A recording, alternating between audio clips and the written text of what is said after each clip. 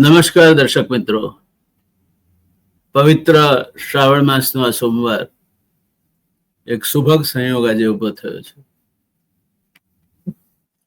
આજે ઘણી બધી વાતો એક વાતમાં જોડીને કરવી છે, પણ એક પહેલા નાનકડું દ્રષ્ટાંત એ પંચતંત્રમાંથી લીધું છે. પંચતંત્રની એક વાર્તા છે, જે પ્રમાણે વડના એક ઘેઘૂર ઝાડ હેઠળ શિયાળાની કડકડતી ઠંડીમાં વાંદરાઓનું એક ટોળું ભેગું થયું હતું. ક્યાંકથી ચણોઠી લાવ્યા હશે, એને અંગારા સમજીને આ વાંદરાઓ એના પર ઘાસ નાખી ફૂંકો મારતા હતા અને એમાંથી અગ્નિ પેટાવવાનો પ્રયત્ન કરતા હતા. ઉપર ગીધની વસ્તી હતી.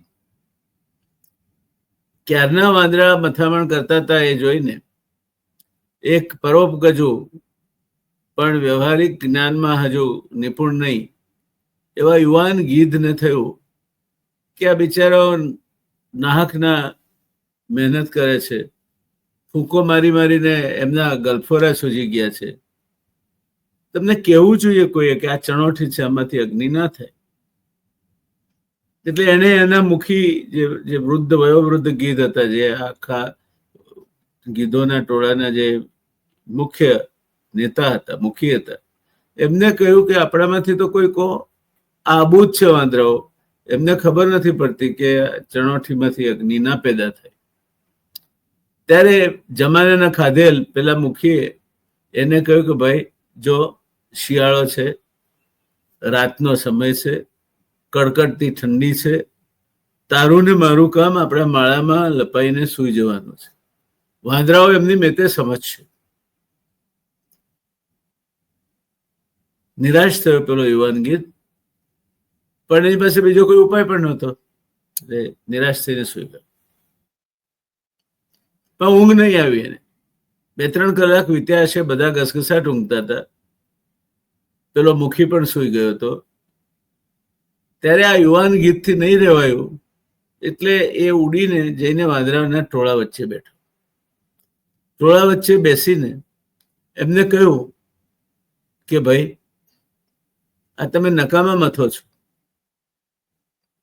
આ ચણોઠી છે, એક જાતની વનસ્પતિના દાણા છે, અંગારા ન હોય, આમાંથી અગ્નિ નહીં થાય, તમારી ઠંડી નહીં ઉડે.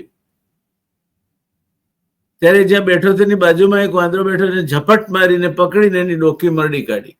ક્યારના અમે હેરાન થઈએ છીએ, આ ગલોફા ફૂલી ગયા અને દુખી થઈ ગયા, ત્યાં બોલ્યો કેમ નહીં તો અત્યાર સુધી? પેલા ગીધે આ સલાહ આપવા જતા જીવ ગુમાવ્યો. આમાંથી 2 વસ્તુ ફલિત થાય છે.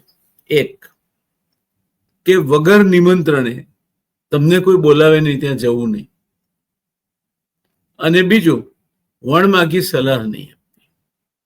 આ બંને જોખમી છે. અને આજે આપણે શિવ ઉપાસનાના પ્રસંગમાં આવી જ કંઈક વાત કરવાની છે. એમાં દક્ષ પ્રજાપતિનો યજ્ઞ પણ આવશે, સતી પણ આવશે, દેવો પણ આવશે, દક્ષ પ્રજાપતિના યજ્ઞમાં ભંગ પડ્યો તે પણ આવશે, સતીના શબ્દને ખભે ઉંચકીને શિવે કરેલું મહાવિનાશક તાંડવ નૃત્ય પણ આવશે, અને બ્રહ્માજીના કહેવાથી ચક્ર થકી સતીના દેહના 51 ટુકડા કરી અને શિવના ખભા ઉપરથી એ નીચે પડે ટુકડાઓ, તેમ કરવાનું કામ વિષ્ણુ ભગવાને કર્યું, તે પણ આવશે. આ 51 ટુકડાઓ જ્યાં જ્યાં પડ્યા તે 51 શક્તિપીઠ કહેવાય. એમાંની કેટલીક ચીનમાં પણ છે, કેટલીક પાકિસ્તાનમાં પણ છે, અફઘાનિસ્તાનમાં પણ છે, ભારતમાં પણ છે અને શ્રીલંકામાં પણ છે. ત્યારે આજની વાર્તાનું માંડન તો આપણે કર્યું, પણ ઘટના કંઈક આ પ્રમાણે છે. બ્રહ્માના માનસ પુત્ર દક્ષ પ્રજાપતિ, એ તો તમને ખ્યાલ હશે, એ દક્ષ પ્રજાપતિને ત્યાં 16 કન્યાઓ જન્મી. કેટલી? 16 કન્યાઓ જન્મી. અને એમાંની એક એટલે સતી, મહાશક્તિ સ્વરૂપા સતી. આ સતીને એમની વિવાહ માટે આગળ જતા પેરવી કરીને શિવ સાથે પરણાવ્યા. એટલે સતી એ શિવ સાથે જોડાયા. શિવ અને સતી, સતી અને શિવ. ત્યારે એક સમયની વાત છે, ઋષિઓની સભા ભરવામાં આવી હતી. આ સભામાં શિવજી પ્રમુખ સ્થાને બિરાજમાન હતા. શિવજી પ્રમુખ સ્થાને બિરાજમાન હતા. દક્ષ પણ આ સભામાં હાજરી આપવા આવ્યા.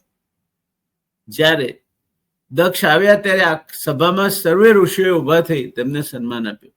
હવે દોસ્તો, સ્થાન છે ને મહત્વનું છે. તમે કયા સ્થાને બેઠા છો? તમે પ્રમુખ સ્થાને બેઠા છો અને એ સભાના અધિષ્ઠાતા છો. ત્યારે બધા ઉભા થઈને મહેમાન આવે તો આવકારે, મંત્રીશ્રી આવે તો બધા ઉભા થઈને આવકારે. પ્રમુખશ્રી ઉભા થાય તે સભાની આન બાન ને શાન માટે યોગ્ય નથી. અને એટલે જ જો તમને કદાચ ખ્યાલ હોય તો આપણા ઉપરાષ્ટ્રપતિ અને રાજ્યસભાના સભાપતિ અને એક સમયે રાષ્ટ્રપતિજી પણ જ્યારે વડાપ્રધાનશ્રીને મળ્યા ત્યારે નીચા નમીને આમ પગે લાગ્યા. એની ખૂબ ટીકા થઈ હતી. સ્થાનનું મહત્વ ન જાળવી શકો તો એ સ્થાને તમારે બેસવું નહીં જોઈએ. મહાદેવ, દેવાધિદેવ શંકર એ કોઈ અભિમાનના કારણે નહીં, પણ એ સભામાં એ પ્રમુખ સ્થાને બેઠા હતા માટે એ ઉભા નહીં થયા. દક્ષને બહુ ગુસ્સો આવ્યો, ખોટું લાગ્યું એને કે મહાદેવ સમજે છે શું પોતાને. તમે તેમ તો બ્રહ્માજીના માનસ પુત્ર દક્ષ. એટલે સભામાં જે બધી ચર્ચા વિચારણા થતી તે દરમિયાનમાં વચ્ચે દક્ષ ઉભા થયા. અને એક વસ્તુ સમજો, માણસ જયારે ગુસ્સામાં આવે છે ને ત્યારે એની અક્કલના 50% તો ત્યાં જ ગુમ થઈ જાય છે. તમે ગુસ્સામાં આવીને કોઈ પણ નિર્ણય ક્યારેય નહીં લેવો. તમે જયારે ગુસ્સામાં હો ત્યારે તમારી વિવેક બુદ્ધિ હણાય છે અને એ ગુસ્સાને કારણે અર્થનો અનર્થ થઈ જાય એવા નિર્ણયો તમે લ્યો અથવા તો કોઈને અપમાનિત કરો તેવા પ્રસંગો બનતા હોય છે. દક્ષ પ્રજાપતિ ગુસ્સે થયા અને ગુસ્સે થઈને એમણે પોતાનો ગુસ્સો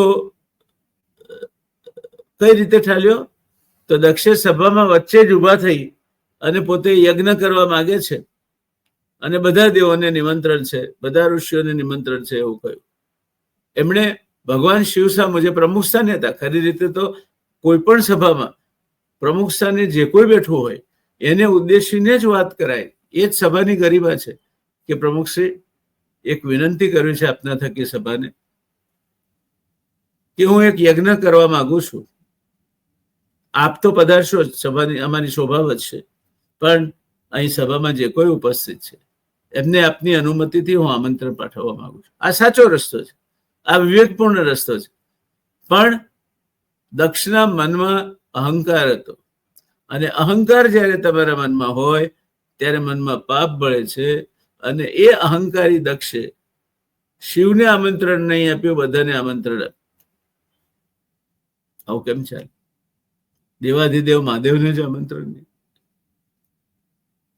એમણે બ્રાહ્મણોને સંબોધન કરતા કહ્યું, હે બ્રાહ્મણો, દક્ષ પ્રજાપતિ ભગવાન શિવનું આવું અપમાન કરે છે તેનો તમે કેમ વિરોધ નથી કરતા? કોણે કહ્યું? શિવ સાથે કોણ હોય? એમના ગણો હોય. તો નંદીશ્વરે ત્યાં આવીને કહ્યું કે હે બ્રાહ્મણો, તમે તો વિદ્વાનો છો. સ્વદેશે પૂજ્યતે રાજા, વિદ્વાન સર્વત્ર પૂજ્યતે. તમે સર્વત્ર પૂજવાને લાયક છો. સાચું ખોટું શું છે એ જોવાની નહીં, એને મૂક બનીને નહીં જોઈ લેતા. સાચું છે તે કહેવાની પણ તમારી ફરજ છે. દોસ્તો, જ્યારે અધિકૃત વ્યક્તિ, માન આપવા લાયક વ્યક્તિ, મોભાદાર વ્યક્તિ સમાજમાં પોતે સાચું બોલવામાંથી ચૂકે છે ત્યારે શું થાય છે એનું આદર્શ ઉદાહરણ એ દ્રૌપદીના વસ્ત્રાહરણનો પ્રસંગ છે. જ્યારે દ્રૌપદીનું વસ્ત્રાહરણ થતું હતું ત્યારે એ કૌરવોની દ્યુત સભામાં પરમ સામર્થ્ય ધરાવતા, જેમણે ઇન્દ્રને પણ હરાવ્યા હતા, એવા ભીષ્મ પિતામહ હાજર હતા. જેમણે ઇન્દ્રના શસ્ત્રો મેળવ્યા હતા એવા મહા સામર્થ્યશીલ શસ્ત્રગુરુ ગુરુ દ્રોણ હાજર હતા. પાંડવોને અન્ય નીતિશાસ્ત્રથી માંડીને બીજું ભણાવનારા કૃપાચાર્યજી હાજર હતા. મહાબાહુ કર્ણ હાજર હતો. સ્વયં ધૃતરાષ્ટ્ર પોતે હાજર હતા.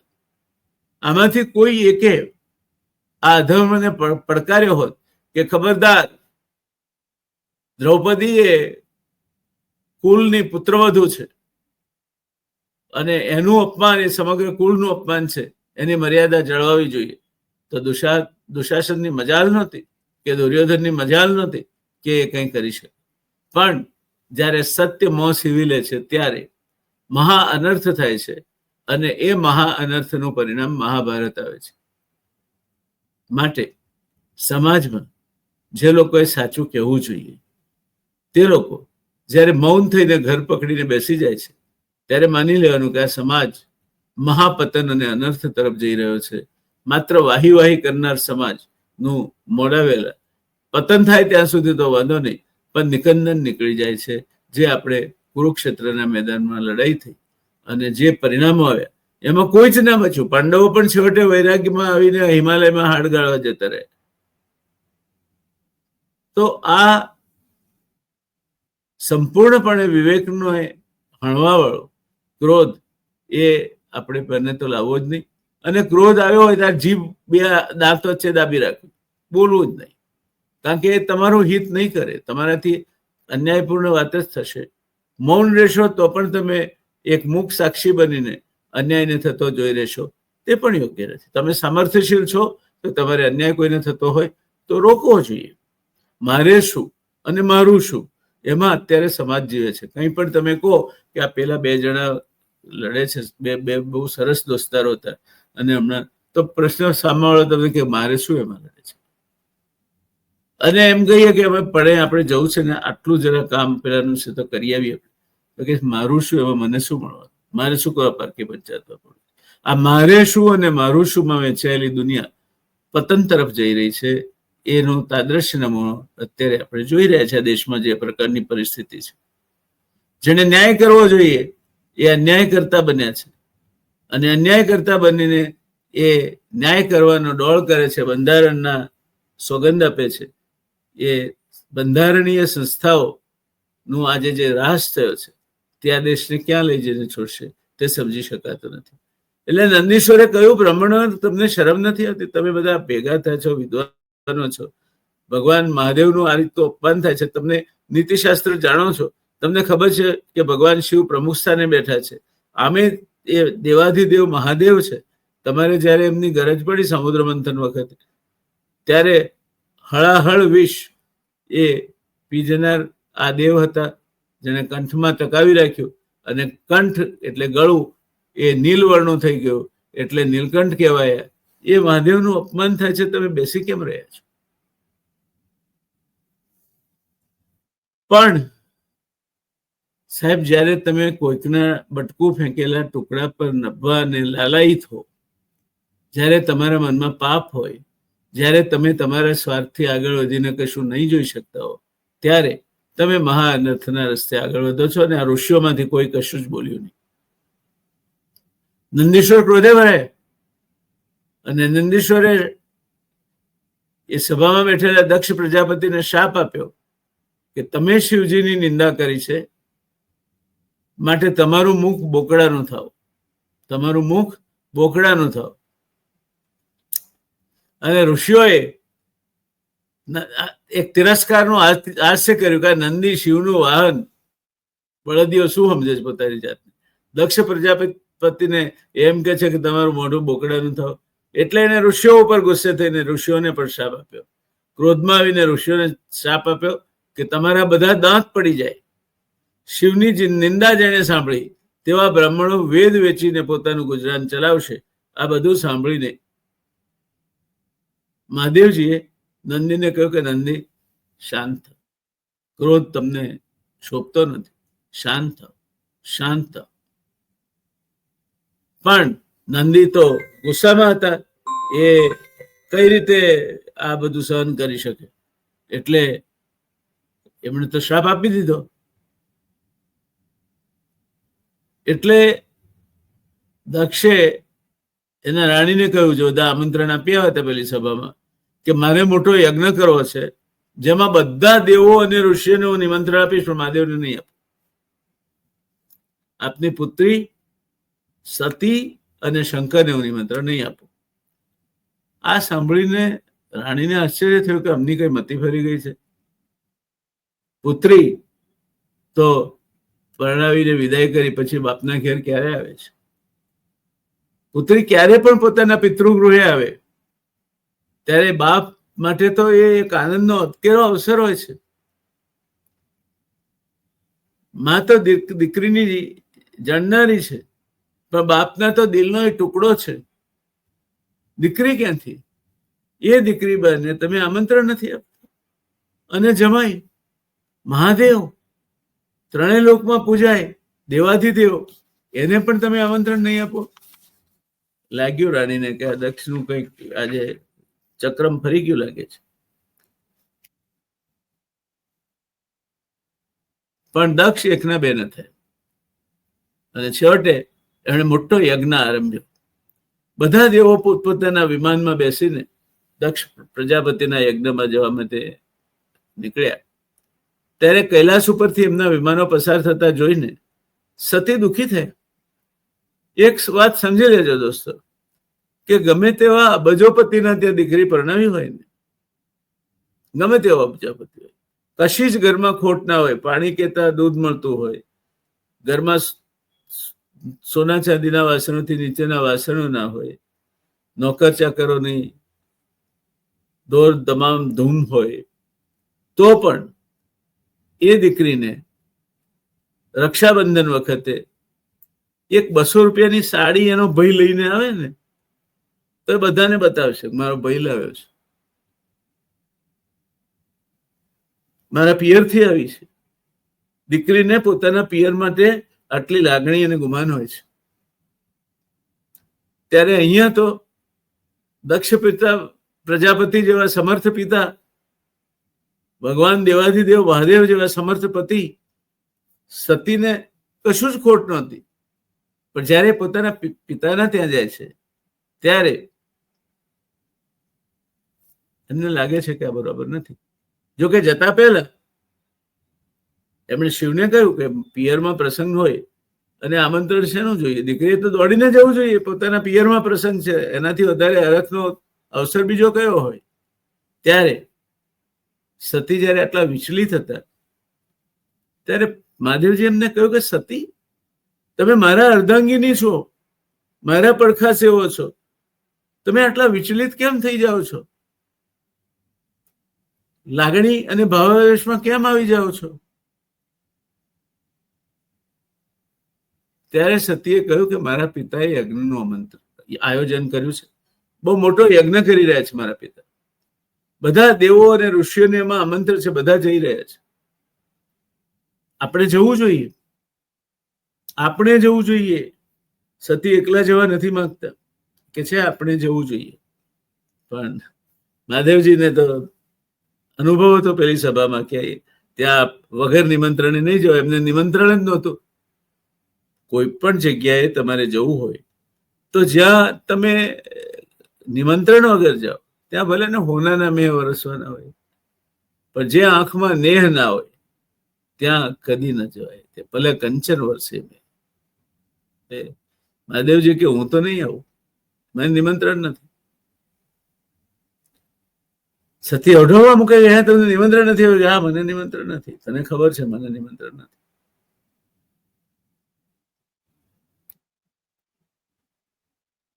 થોડી વાર મનને દાબ્યું, વળી પાછો અંદરથી પિયર અને પિતૃપ્રેમે ઉછાળો માર્યો.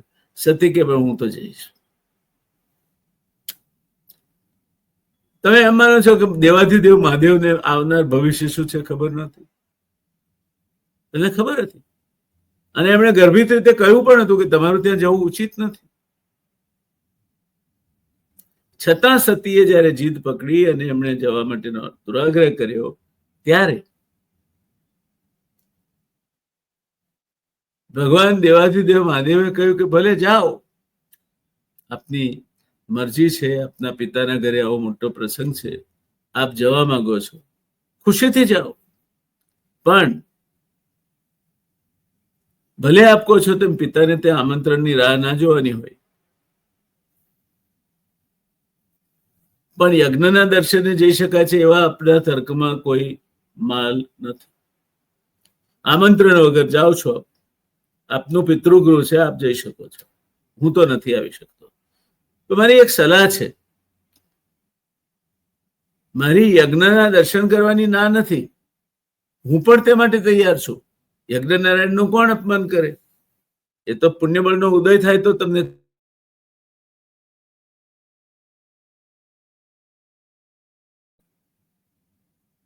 દેવી સાંભળો, જ્યારે કોઈ વ્યક્તિ વગર આમંત્રણે જાય અને સરખો આવકાર ન મળે તો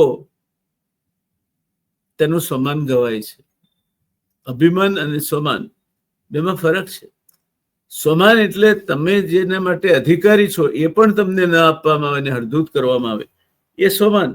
અભિમાન એટલે તમે જાતે જ કરીને તમારી જાતને કંઈક માનતા થઈ ગયા છો, તે અભિમાન, અહંકાર. રાવણ અભિમાની હતો અને એટલે જ એનો વિનાશ થયો. અને એટલે જ ભજનમાં કહેવાયું છે, કેવો હતો રાવણ તત્વવેતા, નવે ગ્રહો નિકટમાં જ રહેતા, હરી સીતા સુજી કુબુદ્ધિ, વિનાશ કાળે વિપરીત બુદ્ધિ. દક્ષ પ્રજાપતિને આ વિનાશ કાળે વિપરીત બુદ્ધિ સૂચી હતી. કંઈક અમંગળ થવાનું છે એવું શિવનું કહેવાનો મતલબ હતો, એવું શિવની ભાવના હતી એવું કહેવાની. એટલે એમણે કહ્યું કે તમે જાઓ છો, સારું જાઓ, મને તો યોગ્ય લાગતું નથી, પણ છતાં તમારા પિતાના ત્યાં યજ્ઞ છે, પિતૃગૃહ યજ્ઞ છે, તમે જવાનું તમને યોગ્ય લાગતું હોય તો જાઓ, પણ આ યોગ્ય નથી. અને એટલે તમારું અપમાન થાય, તમને આદર ન મળે, અને એ આદર ન પામવાથી તમે દુઃખી થઈને કોઈ પગલું ભરી લો, તેની મને બીક લાગે છે. જો ભગવાન છેક સુધી કહે છે કે ના જશો, કંઈક અમંગળ થવાનું છે. પણ જ્યારે આપણે કોઈ પણ ચીજના, કોઈ પણ વસ્તુના મોહમાં લપેટાઈએ છીએ ને, ત્યારે આપણે સ્વત્વને ભૂલી જઈએ છીએ. અને એમાં આ તો ભગવાન સામે દક્ષે અભિમાન કર્યું. એક ભજન છે, સિયા રામજી સે ગર્વ કિયો, એનું ટાઇટલ છે સિયા રામજી સે ગર્વ કિયો. સિયા રામજી સે ગર્વ કિયો આ વળકે ફૂલડે, ગર્વ કિયો આ વળકે ફૂલડે, તેની સુગંધ હરી ડાર્યો, સિયા રામજી સે ગર્વ કિયો, સિયા રામજી સે ગર્વ કિયો સોહી નર હાર્યો, ગર્વ કિયો સોહી નર હાર્યો, સિયા રામજી સે ગર્વ કિયો, લંકાતિશ રાવણે ગર્વ કિયો, લંકાતિશ રાવણે, દશમસ્તક છેદી ડાર્યો, સિયા રામજી સે ગર્વ કિયો સોહી નર હાર્યો, ગર્વ કિયો સોહી નર હાર્યો, સિયા રામજી સે ગર્વ કિયો. ચકવો ને ચકવી અમારો પ્રેમ કેવો, અમે છૂટા જ ના પડીએ. ગર્વ કિયો ચકવા ચકવીએ, ગર્વ કિયો ચકવા ચકવીએ, સાંપ સૂરજ ઢલે વિરહ દઈ ડાર્યો. સાંજ પડે તમે જુદા પડી જવું પડશે, તમે બે સાથે નહીં રહી શકો. ચક્રવાક મિથુન એક ખનકાવે છે, વાંચવા જેવો છે.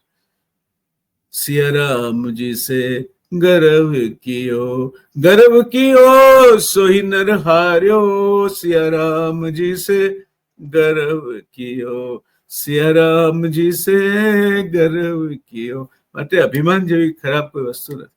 દક્ષ પ્રજાપિતા અભિમાનથી બદલો લેવાની ભાવનાથી સળગતા, અને એટલે દેવાદિદેવ મહાદેવને અમંગળના એધાણેમાં વર્તાય. એમણે સતીને કહ્યું કે તમે ના જાઓ તો સારું, પણ હવે જાઓ છો તો નંદીશ્વરને સાથે લેતા જાઓ.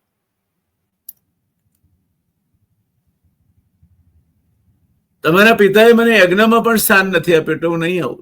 દરેક દેવને એનું આસન હોય યજ્ઞમાં. ત્યારે સ્થાન નથી આપ્યું એટલે હું નહીં આવું. ત્યારે સતી કહે છે કે દેવાધિદેવ આપે મને આ કહ્યું કેમ નહીં? અત્યાર સુધી કેમ મારાથી વાત છુપાવી રાખી? હવે સતીના મનમાં દ્વિધા પેદા થાય છે કે યજ્ઞમાં જવું કે નહીં જવું. બીજી બાજુ સતીની બાકીની 15 બહેનો તો પહોંચી ગઈ હતી, અને માને પૂછે, દીકરી કોને પૂછે? દીકરી પોતાના દિલ્હી વાત કોને કે? માને કે માં હજુ સતી નહીં આવી, હજુ સતી નહીં આવી. બધા પૂછે. તો લાડકી બેન માં શું જવાબ આપે કે આ તમારા બાપાના કુકર્મો અને ઊંધાઈને આડોડાઈને અહંકારના કારણે નથી આવી. એવું તો પતિની નિંદા તો થાય નહીં એ પતિવ્રતા સ્ત્રીથી. એટલે રડ્યા કરે બિચારી, પોતાનું દુઃખ રડીને વ્યક્ત કરે. ત્યારે બીજી બાજુ કૈલાસમાં સતી દ્વિધામાં હતા કે જવું કે ના જવું. છેવટે પિતૃપ્રેમ ને પિયરનું ખેંચાણ એ સતી ઉપર હાવી થઈ જાય છે, વિજયી બને છે. અને સતી કહે છે ના હું જઈશ, મારો જીવ નથી રહેતો, મારા પિતાના ઘરે આવડો મોટો યજ્ઞ છે અને યજ્ઞ નારાયણના દર્શન કરવા હું જઈશ, રોકાઈશ નહીં, પાછી આવીશ. ત્યારે પણ શિવજી એમને કહે છે કે જો સતી જાઓ છો તો ભલે પધારો, હું તમને નહીં રોકું, તમે નિર્ણય કરી લીધો છે, મારે તમારા નિર્ણયની આડે આવવાનું કોઈ કારણ નથી. પણ તમે જાઓ છો તો એવું પગલું ન ભરતા કે હું તમને ખોઈ બેસું. જો આ અગમવાણી છે, તમે જાઓ છો તો એવું પગલું ન ભરતા કે જેથી હું તમને ખોઈ બેસું. દેવાધિદેવ છે, ત્રણેય લોકનો નાથ છે, એને ખબર ના હોય કે દક્ષ પ્રજાપતિ શું રમત રમી રહ્યો છે ત્યાં, અને શું થવા જઈ રહ્યું છે. આમ સતીને જાણે કે છેલ્લી વિદાય આપતા હોય તેમ ત્રિકાળદર્શી ભગવાન દેવાધિદેવ મહાદેવે એમને દક્ષ પ્રજાપતિને ત્યાં નંદીશ્વરને લઈને જવા માટે રજા આપી. બીજી બાજુ દક્ષ પ્રજાપતિના ત્યાં યજ્ઞનો આરંભ થઈ ચુક્યો હતો. દેવો, ઋષિઓ, ગંધર્વો સહિત બધા ઉપસ્થિત હતા. બ્રહ્મા અને વિષ્ણુ પણ પહોંચ્યા અને એમણે દક્ષને પૂછ્યું કે મહાદેવ કેમ નથી? આપણા સૌના આદરણીય દેવાધિદેવ મહાદેવ અહીંયા ઉપસ્થિત કેમ નથી? ત્યારે અહંકારથી છકી ગયેલા દક્ષે એમને જવાબ આવશે, આવવું હશે તો એને આવવું હશે તો આવશે. આ અહંકાર ગર્વ કિયો લંકાપતિ રાવણે, દશમસ્તક છેદી ડાર્યો, દશમસ્તક છેદી ડાર્યો, સિયારામજી સે ગર્વ કિયો સોહી નર હાર્યો, સિયારામજી સે ગર્વ કિયો સોહી નર હાર્યો, સિયારામજી સે ગર્વ કિયો. આવશે, આવવું હશે તો. બ્રહ્માજી ને વિષ્ણુ ભગવાનને જવાબ આપે છે દક્ષ પ્રજાપતિ, કેમ મહાદેવ કેમ નથી એના પ્રશ્નના જવાબમાં કે છે આવશે, આવવું છે. યજ્ઞ છે, દર્શન કરવામાંથી કોને ના પાડી છે? આવશે. ત્યાં સતી ઓમ નમઃ શિવાય, ઓમ નમઃ શિવાય, ઓમ નમઃ શિવાય નો જાપ જપતા જપતા પ્રગટ થાય. ઋષિઓએ સતીને પૂછ્યું કે શિવજી ક્યાં છે? સતીની માએ પોતાની દીકરીને ભેટી પડી, રડી પડી કારણ કે તેમને દક્ષના સ્વભાવનો પરચો હતો. પતિને કોણ સારામાં સારી રીતે જાણે? પત્ની. એ નક્ષિક જાણે એને. એ ભલે એની મર્યાદા રાખીને અડધું કે અડધું ગળી જાય જુદી વાત છે, પણ પત્ની પતિના સર્વે ગુણો અવગુણોથી વાકેફ હોય જ. એના પડખા સિવાય છે એને ખબર ના હોય થોડું બને. એટલે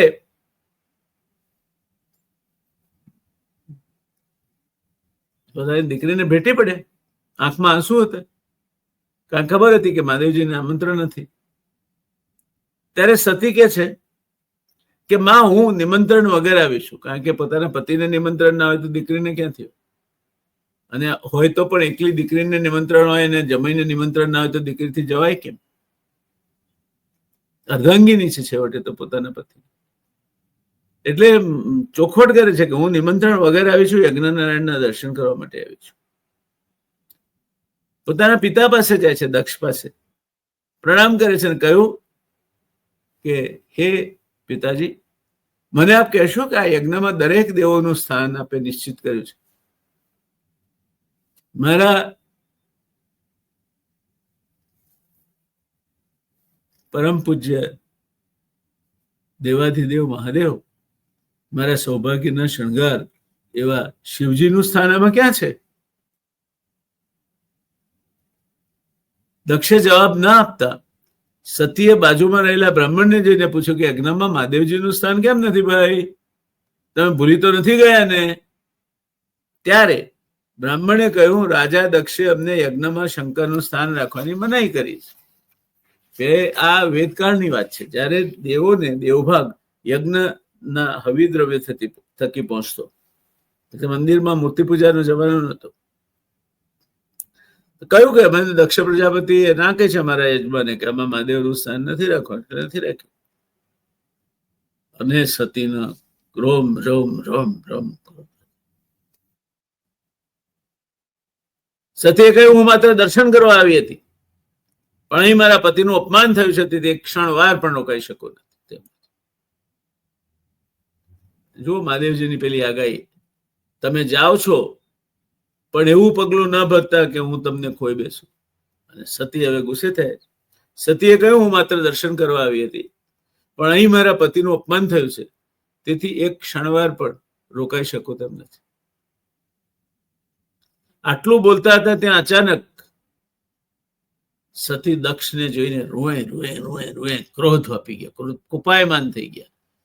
મારા પતિનું આવું અપમાન, દેવાધિદેવ મહાદેવનું અપમાન, જેણે ત્રણેય લોકને બચાવ્યા, હળાહળ પોતે પીધું અને અમૃત દેવોને આપ્યું, એનું અપમાન.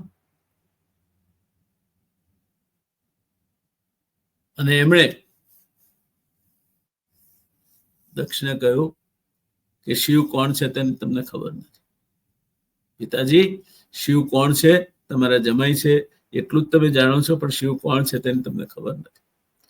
જે પ્રાણી માત્રનું કલ્યાણ કરવા વાળા છે, જેનું નામ માત્ર લેવાથી સમગ્ર પાપો વળીને ભસ્મ થઈ જાય છે, જેના મૃત્યુંજય મંત્રનું રટણ કરવાથી કાળ સામે રક્ષણ થાય છે, જેની ચપટી ભસ્મમાં કુબેરનો ખજાનો છુપાયેલો છે, તેવા શિવનું આવું અપમાન. મૃત્યુંજય મહાદેવ ત્રાહિમામ શરણાગતમ જન્મ મૃત્યુ જરા વ્યાધિ પીડિતમ કર્મ બંધનૈ ઓમ ત્રંબકમ યજામહે સુગંધિમ પુષ્ટિવર્ધનમ ઉર્વારુકમેવ બંધનાત મૃત્યોર્મુક્ષીયવામૃત. કોનું અપમાન કરે પ્રભુ? જેની સ્તુતિ ગવાય છે. શાંતાકારમ શિખર શયનમ નીલકંઠમ સુરેશમ વિશ્વાધારમ સ્ફટિક સદૃશમ શુભ્રવર્ણમ શુભાંગમ ગૌરીકાંતમ ત્રિતલ નયનમ યોગીભિર્ધ્યાન ગમ્યમ વંદે શંભોર ભવભયહરમ સર્વલોકૈકનાથમ. જે આ ત્રણેય લોકનો નાથ છે, જે સૌનું કલ્યાણ કરે છે, જેનું નામ માત્રથી કલ્યાણ થાય છે, મોતનો ડર જેને સતાવતો હોય, જરા વ્યાધિથી એ પીડાતો હોય, મહામૃત્યુંજય મંત્રનો જાપ કરે, એનાથી બચી શકે છે. એને તમે સમજો છો શું? એની શક્તિ વિશે શું સમજો? અને આમ કઈ દેવી માણસ ક્રોધમાં આવે ને ત્યારે પછી ભાન ભૂલી જાય છે. યજ્ઞકુંડ પાસે બેસી યોગાગ્નિ પ્રગટાવી એમણે પોતાની જાતનું બલિદાન આપ્યું. આ જોઈ યજ્ઞ મંડપમાં હાહાકાર થઈ ગયો. પોતાની દીકરી યજ્ઞ મંડપમાં હોમી દે પોતાની જાત. ખૂબ અઘટિત બન્યું. મહાદેવજી સમાધિમાં હતા, પણ એમને સમાધિમાં જાણ થઈ કે આવું બન્યું છે. એટલે શિવના એક ગણે આવીને શિવને જાણ કરી. ત્યારે શિવજી ક્રોધે ભરાઈ પોતાની જટામાંથી કાલી અને વીરભદ્રને ઉત્પન્ન કર્યા અને કહ્યું, જાઓ દક્ષના યજ્ઞનો નાશ કરો. યજ્ઞ મંડપમાં શિવ ગણો કાલી વીરભદ્ર પહોંચ્યા ને દાબ દબાટી બોલાવીને યજ્ઞના અસ્ત વ્યસ્ત કરીને કચ્ચર ગાણ વાળી નાખી. ત્યારે વીરભદ્રે દક્ષનું માથું ધડથી અલગ કરી દીધું. પછી બકરાનું માથું દેખાય. જેમ ગણપતિને હાથીનું માથું છે, દક્ષને બકરાનું માથું છે. એટલામાં મહાદેવજી પ્રગટ થયા અને સતીના મૃત શરીરને ખભે નાખી સમગ્ર બ્રહ્માંડમાં ફરવા લાગ્યા. એનું તાંડવ નૃત્ય એમણે ચાલુ કર્યું. આખું બ્રહ્માંડ ધ્રુજવા લાગ્યું કે પ્રલય આવી રહ્યો છે. ત્યારે બ્રહ્માજીએ વિષ્ણુને વિનંતી કરી કે પ્રભુ, જ્યાં સુધી ભગવાન મહાદેવના ખભે સતીનું શરીર છે ત્યાં સુધી એમનો કોપ શાંત નહીં થાય. તમે સુદર્શન ચક્રથી એ શરીરને છેદી નાખો. અને ભગવાન વિષ્ણુએ સુદર્શન ચક્રથી સતીના દેહના 51 ટુકડા કર્યા. એ ટુકડાઓ પૃથ્વી ઉપર જ્યાં જ્યાં પડ્યા ત્યાં શક્તિપીઠ બની. ત્યાં શક્તિપીઠ બની. સતીનું હૃદય અંબાજીમાં છે.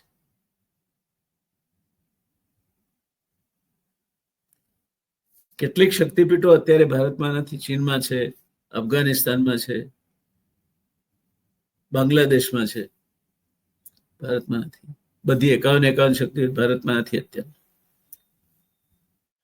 ત્યારે આ તાંડવ નૃત્ય કરતા શિવના ખભા ઉપરથી સતીના દેહના સુદર્શન ચક્ર ચલાવીને ભગવાન વિષ્ણુએ ટુકડે ટુકડા કરી નાખ્યા અને એક એક ટુકડો જ્યાં પડ્યો ત્યાં શક્તિપીઠ બની.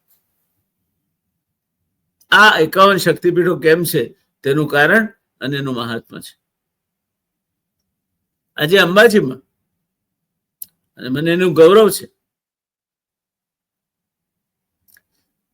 પૂજ્ય બ્રહ્મર્ષિ ડાયાભાઈ શાસ્ત્રીના માર્ગદર્શન હેઠળ 51 શક્તિપીઠો બાબતે શાસ્ત્રોક્ત પ્રમાણો લઈને એ 51 શક્તિપીઠોની રચના કરાવવાનું સૌભાગ્ય મને જ્યારે હું યાત્રાધામ વિભાગનો મંત્રી હતો ત્યારે મળેલું. મનમાં એક વિચાર આવ્યો અને આ 51 શક્તિપીઠ ગબ્બરની આજુબાજુ એ રીતે કરી છે કે માની જે ગબ્બરનો જે મૂળ ગબ્બરનો ગોક છે એની આજુબાજુ તમે પ્રદક્ષિણા કરી લો, આપોઆપ માની પ્રદક્ષિણા થઈ જાય. આપણે કહીએ ચાચરના ચોકમાં અને ગબ્બરના ગોકમાં રહેવા વાળી એમાં અંબે. અંબે અંબે જય જય અંબે, અંબે મોરી માત. અંબે અંબે જય જય અંબે, અંબે મોરી માત.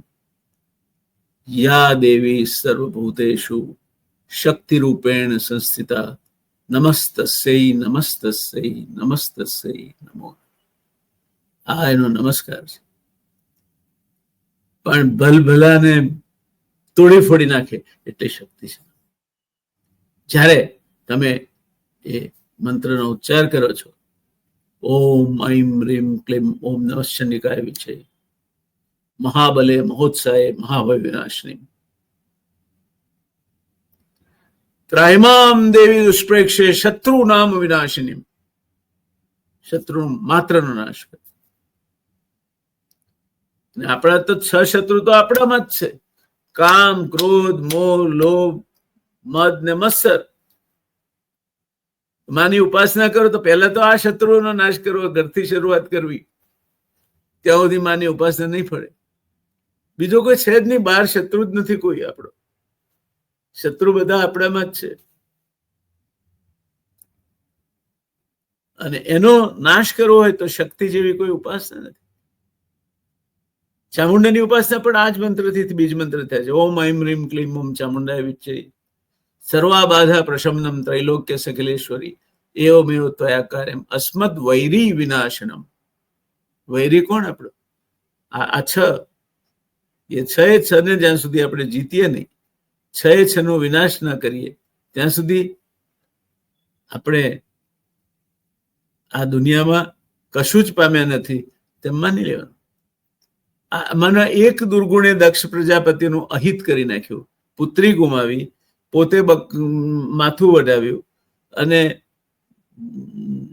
ભગવાન દેવાધિદેવ મહાદેવનો કોપ પહેર્યો. એક જ દુર્ગુણ, ક્રોધ, અહંકાર. અહંકાર અને ક્રોધ માણસનો મોટામાં મોટો શત્રુ છે. દોસ્તો, શિવની ઉપાસનાનો મહિનો છે. તો શિવની ઉપાસના કરતા કરતા તમે આ દક્ષ પ્રજાપતિ નો યજ્ઞ, શક્તિ નું સમર્પણ અને શક્તિપીઠો કઈ રીતે અસ્તિત્વમાં આવી તે અંગેની વાત મનમાં ચોક્કસ હૃદય ધરજો. ક્રોધ ત્યાગજો.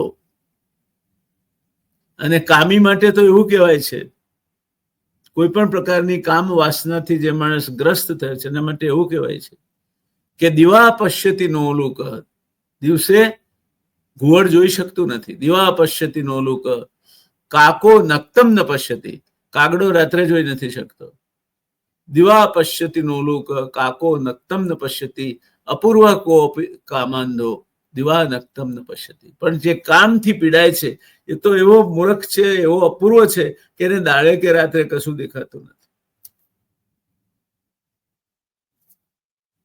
પતઈ રાજાનો ગરબો તમને ખબર હશે. પાવાગઢને યાદ કરો. માતું તો પાવાની પટરાણી ભવાની માં કાલે કારેલો. પતઈનો નાશ કેમ થયો? નવરાત્રીમાં કરીશું વર્ણન. ત્યારે આપણે શિવ ભક્તિની વાત કરી છે. દોસ્તો,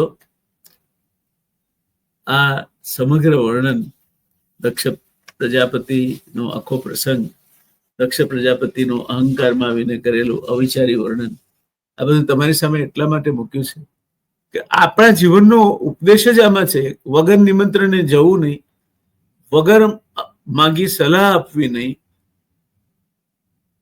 કામ વગરનો ગુસ્સો કરવો નહીં, અહંકારથી દૂર રહેવું.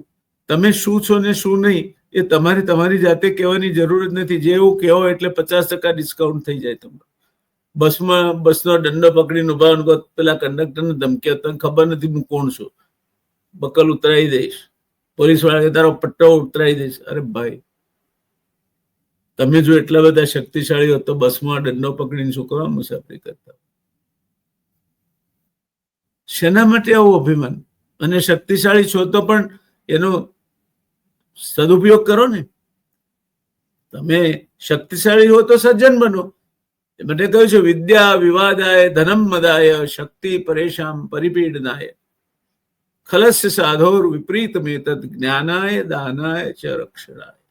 વિદ્યા વિવાદાય, જે ખલ માણસ છે, દુર્જન માણસ છે, વિદ્યાને વિવાદ માટે વાપરે. ધનમ મદાય, પૈસો હોય તો અભિમાન કરવા માટે વાપરે.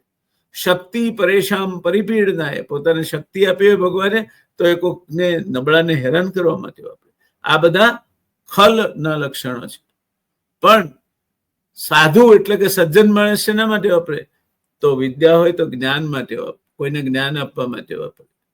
ધન હોય તો દાન માટે વાપરે. અને શક્તિ હોય તો કોઈનું રક્ષણ કરવા માટે. વિદ્યા વિવાદાય ધનમ મદાય શક્તિ પરેશામ પરિપીડનાય ખલસ્ય સાધોર વિપરીત મેતદ જ્ઞાનાય દાનાય ચ રક્ષણાય. જે ઝેર પી જાય ને, અમૃત પીવે એ દેવ કહેવાય, અને ઝેર પી જાય એ મહાદેવ કહેવાય. એટલા માટે સમસ્ત ત્રિભુવનના દેવો સમસ્ત રક્ષણ માટે આ ભોળિયા રાજાએ ઝેર કટકાર્યા, હળાહળ ઝેર કે ત્રણેય ભુવનનો નાશ કરે. ત્યારે દોસ્તો, આજે હવે શ્રાવણ મહિનો એના અંત તરફ ગતિ કરી રહ્યો છે. શ્રાવણ મહિનાના આજે સોમવાર છે. આજે મેં નક્કી કર્યું કે મારી બંને ચેનલો ઉપર આ એક જ એપિસોડ મૂકવો છે. મારી એક ચેનલ છે અલખની ઉપાસના. નો એ કેપિટલ આવે, ALAKH, પછી જગ્યા નહીં છોડવાની, NI કેપિટલ, અલખની, પછી જગ્યા નહીં છોડવાની, U કેપિટલ, ઉપાસના, UPASANA. એના ઉપર શિવ ભક્તિના મહિમાનું ગાન કરતા પ્રસંગો આવે છે. પછી પર્યુષણ વિશે વાત કરીશું, ગણેશ ચતુર્થી વિશે વાત કરીશું, બીજા તહેવારો વિશે વાત કરીશું, નવરાત્રી વિશે વાત કરીશું, દીપોત્સવી વિશે વાત કરીશું, દેવઉઠી 11 વિશે વાત કરીશું, તુલસી વિવાહ વિશે વાત કરીશું, દેવ દિવાળી વિશે વાત કરીશું. એ આખું વર્ષ ચાલે. આપણા શાસ્ત્રોમાં એટલા બધા વ્રત તહેવારો છે કે આખું વર્ષ ચાલ્યા કરે, ત્યારે એની વાત તો કરતા રહીશું. તો તમે જો અલખની ઉપાસના ચેનલ પર ઉપસ્થિત ના હો તો મહેરબાની કરીને રજીસ્ટ્રેશન કરાવી લેજો. તમે તો જોજો, તમારા મિત્રોને પણ એમાં જોડજો. તો શ્રાવણ મહિનામાં શિવને લગતા નાના નાના પ્રસંગો, કે શિવની પૂજામાં શું વપરાય, શું ન વપરાય, શિવને ધરાવેલો પ્રસાદ ક્યારે ખવાય, ક્યારે ન ખવાય, શિવના લિંગની આખી પ્રદક્ષિણા કેમ થાય, કેમ ન થાય, આખી પ્રદક્ષિણા નથી થતી, શિવને કેવડાનું ફૂલ કેમ એક જ દિવસ કેવડા ત્રીજના દાડે જ કેમ ચડે, શિવને કંકુ, હળદર, નારિયેળ કેમ ન ચડાવાય, નાની નાની બાબતો છે. શિવને ગલતી કેમ ચડે, પ્રદોષ કોને કહેવાય, પ્રદોષનું વ્રત એટલે શું. ત્યારે આ બધું જાણવું હોય તો અલખની ઉપાસનાનો આશરો લેવો પડે. તમે તો લેજો જ, તમારા મિત્રોને પણ પ્રોત્સાહિત કરજો, જેટલા વધારે સુધી આ જ્ઞાન પહોંચે. આપણે સનાતન ધર્મની વાતો બહુ કરીએ છીએ, પણ એ સનાતન ધર્મની વાતો કરવાવાળાને 4 પ્રશ્નો પૂછીએ, એને દ્વૈત ને અદ્વૈતનો પણ ભેદભાવ પૂછીએ તો ખબર નથી હોતો. એટલે ધર્મને ધંધો કરવા નીકળેલા, જાત જાતની ધજાઓ લઈને બજારમાં ફરતા લોકો માટે આ વાત નથી. જેને આત્માનું કંઈક કરવું છે, કલ્યાણ કરવું છે, આત્મકલ્યાણ અર્થે કશું વિચારવું છે, આત્મકલ્યાણ અર્થે કંઈ ઉપાસના કરવી છે, આરાધના કરવી છે, એણે અલખની આરાધનાનું ચોક્કસપણે અચૂક ભૂલ્યા વગર સબસ્ક્રાઇબ કરવું જ પડે. બેલ આઇકન દબાવીને પછી જ નીકળાય ત્યાંથી. અને હા, આની એકે પૈસો નથી. અમદાવાદમાં હું રહું છું એટલે અમદાવાદીઓ પહેલા પૂછે કે ભાઈ આના પૈસા કેટલા લાગશે, તો એનો એકે પૈસો તમારે આપવાનો છે, તદ્દન મફતમાં છે, ઘેર બેઠા ગંગા છે, જેટલું સ્નાન કરો એટલું પુણ્ય છે. અને બીજી મારી ચેનલ છે, એનાથી તો તમે સુવિધિત છો. એના તો 30,000 જેટલા સબસ્ક્રાઈબર છે, 30,000 કરતા પણ વધી જશે હમણાં. 50,000નો આંકડો ક્રોસ કરવાનો અમારો નેમ છે. લગભગ આપણે અત્યારે ઓગસ્ટના મધ્યમાંથી થોડા દૂર નીકળ્યા છે. સપ્ટેમ્બરના અંત સુધીમાં અમે 50,000નો આંકડો ક્રોસ કરી જઈશું. એટલી લોકપ્રિય થઈ ગઈ છે આ ચેનલ. તો રિયલ ડિબેટ એ પણ મારી યુટ્યુબ ચેનલ છે. આ બંને ચેનલ પર આજે આ એપિસોડ મૂકવાનું અમે નક્કી કર્યું છે. આપ જોડાશો, આનંદ થશે. તમારા મિત્રોને જોડશો, કુટુંબીઓને જોડશો, વધુ આનંદ થશે. વિદેશમાં રહેતા તમારા મિત્રોને આની લિંક મોકલાવશો. એમને વિદેશમાં તો આ બધી વસ્તુઓની ભૂખ હોય છે, તેમને મોકલાવશો તો એમને સમય સારી રીતે પસાર કરવામાં મદદરૂપ થશે. ચોક્કસ આવું બધું કરજો. અને વિદેશમાં જે મિત્રો જુએ છે, કારણ કે મારી 12% ઓડિયન્સ વિદેશમાં છે. સૌથી વધારે અમેરિકામાં જોવે છે આ ચેનલ, લગભગ 8% અમેરિકામાં જોવે છે, ત્યાર પછી કેનેડામાં જોવે છે, ત્યાર પછી ઓસ્ટ્રેલિયામાં જોવે છે અને ઇંગ્લેન્ડમાં જોવે છે. તો જ્યાં જ્યાં જે ઓવરસીઝ મિત્રો છે જે આ ચેનલ જોતા હોય, વધુમાં વધુ ધબધબાટી બોલાવીને આ ચેનલને સબસ્ક્રાઇબ કરાવો તો વિદેશમાં પણ સનાતન ધર્મ સાથે જોડાયેલું અને શાસ્ત્રોક્ત, કોઈ વેમ કે મમ્બો જમ્બો નહીં, શાસ્ત્રોક્ત જ્ઞાન કોઈ પણ પ્રકારની તમારા ગજવામાંથી એક પાઇપ પણ તમારે ખર્ચવી ના પડે તે રીતે તમારા સુધી પહોંચાડવાનો મારો આ પ્રયાસ છે. મારી વિનંતી છે તમને, આ સારા કામમાં સહભાગી બનો ને તમે જેટલા વધારે લોકોને અલખની ઉપાસના સાથે જોડી શકો તેટલો મને આનંદ થશે. જો કદાચ તમે ભલે તમારા મરજીમાં આવતું હોય ને તમને લાગતું હોય કે રિયલ ડિબેટ ઉપયોગી છે, જોડાવ ના જોડાવ તમારી મરજીની વાત છે, પણ અલખની ઉપાસના તો તમને 12 મહિના કંઈકનું કંઈક આપણા સનાતન ધર્મની સાથે રહીને શાસ્ત્રોમાં જે કહ્યું છે, એમ શિવપુરાણમાં રહીને અમે કહીએ છીએ. શિવ ઉપાસના પુસ્તક જુઓ છો તમે, હવે ગણતરીની જૂજ નકલો બાકી રહી છે. બહુ સરસ એને પ્રતિસાદ સાંપડ્યો છે. આવું જ પુસ્તક ગણેશ પર લખ્યું છે, આવું જ પુસ્તક શક્તિ પર લખ્યું છે. જોઈએ તો અમારી પાસેથી આપ મંગાવી શકો છો. તો આવજો દોસ્તો. આજે થોડું કહ્યું, ઘણું કરી માનજો. મજા આવી. નિદાનંદની મસ્તીમાં રમમાણ થવાનો આજે આનંદ મળ્યો. આજે સોમવાર છે, મને તમને કહેતા આનંદ થાય છે. મારી ઓફિસમાં આજે પાઠાત્મક લઘુરુદ્ર થયો, મારો પુણ્યબળનો ઉદય થયો. ભગવાન શિવ સ્વયં પૂજા ગ્રહણ કરી પધાર્યા. અમારા સૌને અંતરમાં એમણે ઉજાસ કરાવ્યો. એ માટે ભગવાનની અમારા પર કૃપા થઈ એવું ગણું છું આજે સોમવારના પવિત્ર દિવસે. આપ સૌ આ સાંભળો છો ત્યારે એ પણ ભગવાનની આપના પર કૃપા છે કે આપ સન્માર્ગે જવાય એવું કંઈ સાંભળી રહ્યા છો. તો રજા લો. ઓમ નમઃ શિવાય, ઓમ નમઃ શિવાય, ઓમ નમઃ શિવાય, ઓમ નમઃ શિવાય, ઓમ નમઃ શિવાય, ઓમ નમઃ શિવાય. શંભો હર, શંભો હર, શંભો હર.